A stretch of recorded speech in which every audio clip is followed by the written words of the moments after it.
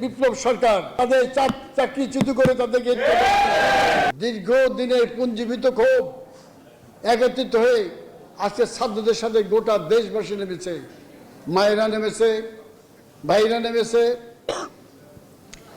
দেশবাসী নেমেছে, সাধারণ জনগণ, শ্রমিক, কৃষক সমস্ত লোক নেমেছে। আপনারা সাংবাদিক সাক্ষী, গোটা দেশে আন্দোলন হচ্ছে। এই আন্দোলন আপনারা থামাতে পারবেন না। দয়া করে দেশকে গৃহযুদ্ধের দিকে নেবেন না। এই যে নৃশংস হত্যাকাণ্ড, এর বিচার কে করবে, জবাব কে দেবে? হেলিকপ্টার, গানশিপ দিয়ে আপনারা নেমেছেন।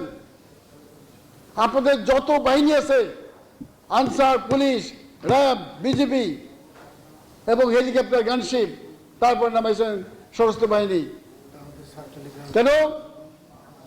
তাদের সাথে আবার আপনাদের হেলমেট বাহিনী। এর কিসে আলামত? একটা স্বাধীন দেশে তো আমরা এটা চাই নাই কোনদিন।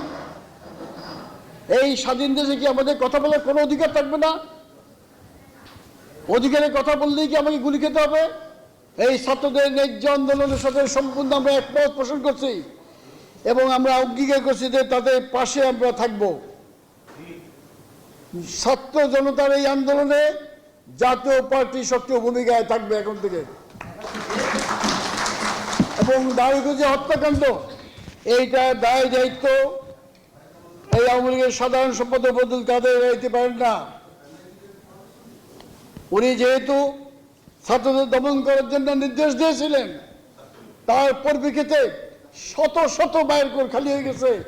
এই জন্য ওবায়দুল কাদেরকে আমরা বিচারে কাঠগড়ায় আনতে চাই। তাকে 24 ঘন্টার মধ্যে পদত্যাগ করতে হবে, মন্ত্রিত্ব ছাড়তে হবে। মাননীয় প্রধানমন্ত্রীকে বলবো, অবিলম্বে এই 18 বছর অযোগ্য লোককে আপনি পদত্যাগ করতে বাধ্য করুন। বাংলার মানুষের পদত্যাগ করলে বাংলার মানুষের মনে কিছুটা হইলে স্বস্তি ফিরে আসবে। কিভাবে বুক পেতে দিছে রংপুরে দেখছেন তো, পুলিশ গুলি করে মারছে আপনার চোখের সামনে। আপনারা সাংবাদিক বন্ধুরা বলে কি যে এটা পুলিশের গুলি না? এক মন্ত্রী বলতেছে এটা পুলিশের গুলি না, এটা ছাত্রই তাই মারছে পিছ থেকে। ডিবি হারুন সাহেব আর এই যে বিপ্লব সরকার, এই দুজনকে 24 ঘন্টার মধ্যে তাদের চাকরিচ্যুত করে তাদেরকে তাদের জন্য সমস্ত উপকার হয়েছে। এই গুলির নায়ক তারা মানুষকে ধরে নিয়ে চোখ বন্ধ করে তাদের অফিসে নিয়ে তাদেরকে নির্যাতন করেছে। 6 ছাত্রতাকে নিয়ে তার নির্যাতন করে তারপর ডিবি বসে বসে আবার গোটা জাতির সাথে তামসা করেছে, প্রশাসন জাতির সাথে। সেই কারণে আমাদের স্পষ্ট কথা, এদেরকে চাকরি থেকে বরখাস্ত করতে হবে। এটা বাংলার মানুষের কথা। ছাত্ররা যখন ময়দানে নামে, রাজপথে নামে, তাদের দাবি দেওয়া নিয়ে, ন্যায্য দাবি নিয়ে জীবনও খালি হতে ফেরে না। তারা তাদের সমস্ত দাবি দেওয়া আদায় করে তারপর ঘরে ফেরে, বিনিময়ে তাদের রক্ত ঝরে রাজপথে। দায়িত্ব সরকারকে নিতে হবে এবং যে অপূর্ণ ক্ষতি হয়েছে, দেশের ধ্বংসযজ্ঞ হয়েছে,